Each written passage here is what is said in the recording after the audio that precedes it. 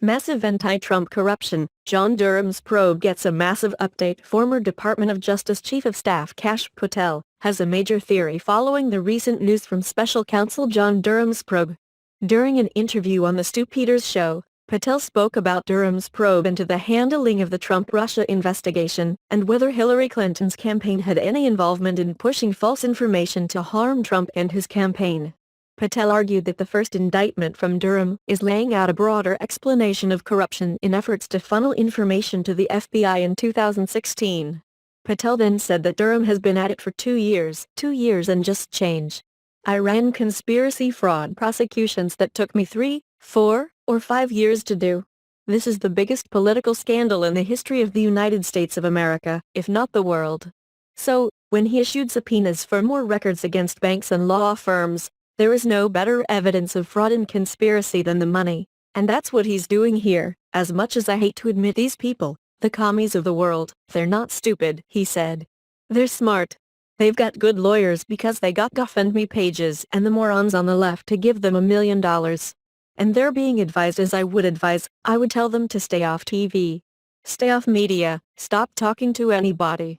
During a previous interview on Fox News, Patel said the sheer length of the 27-page indictment from Durham last month against cybersecurity lawyer Michael Sussmann indicated its importance. What I believe John Durham is doing is laying out a sweeping indictment so that the American public can begin to understand what the corruption was and who exactly was involved, he said. What former FBI Director James Comey should have been investigating was the collusion links between the Democratic Party, the Hillary Clinton campaign, and the Democratic National Committee, to funnel this information into the FBI, fraudulently so, and now it's coming to light, he continued. The one thing that doesn't lie is bank records and money records, and that's what John Durham is basing his conspiracy investigation on because he cited 8 other individuals, not by name, Patel said. John Durham's only in his second year of the most political scandal in U.S. history, so I believe in the next 6 months, look out for indictments for folks like former Wall Street Journal reporter Glenn Simpson, and FBI agents Lisa Page and Peter Strzok, he said.